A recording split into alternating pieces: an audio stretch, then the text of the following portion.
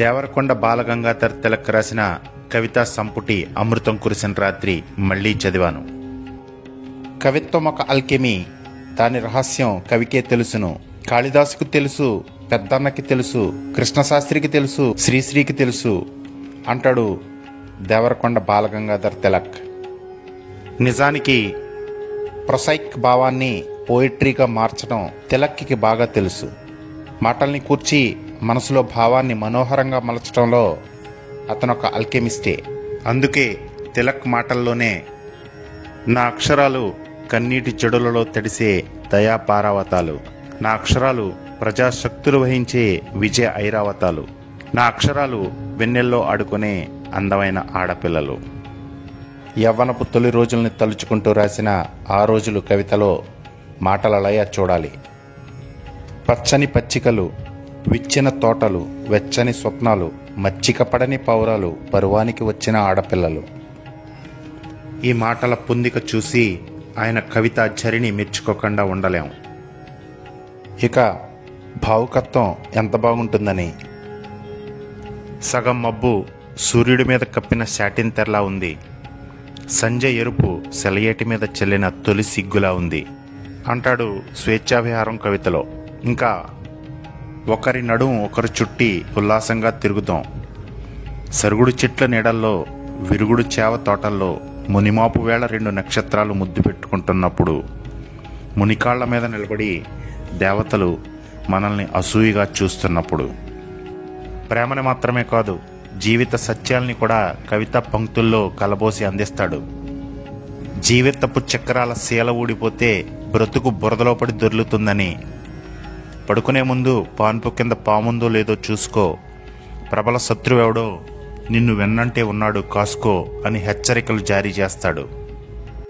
2వ ప్రపంచ యుద్ధం జరుగుతున్న కాలంలో రాస్తూ ఉండినందువలనేమో తిలక్ కవితలు చాలా వాటిల్లో సైనికుడి బెంగ, తల్లి ఆవేదన, భార్య అనుభవించే విషాదం కనిపిస్తాయి. వాటితో పాటు యుద్ధ బీభత్సం కూడా. సైనికుడి ఉత్తరం అనే కవితలో దూరంగా ఆల్ప్స్ మీద మంచు దుఃఖంలా కరుగుతుంది, ప్రభాతం సముద్రం మీద వెండి నౌకలా ఊగుతుంది, తిరిగి ఎప్పుడు మన ఊరు వస్తానో నిన్ను చూస్తానో అని ఒక సైనికుడు వాపోతే, తపాలా బంట్రోతు కవితలో గుడిసె ముందు కూర్చున్న పండు ముసలి అవ్వ, గడిచిన బ్రతికంతా కష్టపు నెత్తుటి కాలువ, కనపడని కళ్ళల్లో కొడగట్టిన ప్రాణపు దీపంలో తాను కనిన తన ప్రాణం, తనకు మిగిలిన ఒకే ఒక స్వప్నం, తన బాబు, తన ఊపిరి, అస్సాం రైఫిల్స్లో సోల్జర్ సింహాచలం కోసం నిరీక్షణ. అమ్మా నాన్న ఎక్కడికి వెళ్ళాడు అనే కవితలో సైన్యంలో ఉన్న తండ్రిని గురించి ఇంకా రాడే అని కుర్రాడు తల్లిని అడుగుతూ ఉంటాడు. రేడియోలో విషాద వార్త విన్నదేమో అలా అడుగుతున్న కుమారుణ్ణి అక్కున చేర్చుకొని వృద్ధ కంఠంతో జై హింద్ అని మెల్లగా పలుకుతుంది. ఆ మాట స్వర్గంలో ఒక వీరుడికి హాయిగా తీయగా వినపడుతుంది. యుద్ధానికి విసిగిపోయిన సైనికుడిలాగే తాను కూడా శాంతి కోసం పరితపించాడు. అమృతం కురిసిన రాత్రి అనే కవితలో తన గురించి తాను చెప్పుకున్నాడేమో. ఇలా అంటాడు, అమృతం కురిసిన రాత్రి అందరూ నిద్రపోతున్నారు, నేను మాత్రం తలుపు తెరిచి ఇల్లు విడిచి ఎక్కడికో దూరంగా కొండ దాటి కోన దాటి వెన్నెల మైదానంలోకి వెళ్ళి నిల్చున్నాను. ఆకాశం మీద అప్సరసలు ఒయ్యారంగా పరిగెడుతున్నారు. నన్ను చూసి కిలకిల నవ్వి ఇలా అన్నారు, చూడు వీడు అందమైనవాడు, ఆనందం మనిషి అయినవాడు, కలల పట్టు కుచ్చులూగుతున్న కిరీటం ధరించాడు, కళ్ళ చివర కాంతి సంగీత గీతాన్ని రచిస్తున్నాడు, ఎర్రని పెదవుల మీద తెల్లని నవ్వుల వీణల్ని మీటుతున్నాడు, ఎవరికీ దొరకని రహస్యాల్ని వశపరుచుకున్నాడు, జీవితాన్ని ప్రేమించినవాడు, జీవించడం తెలిసినవాడు.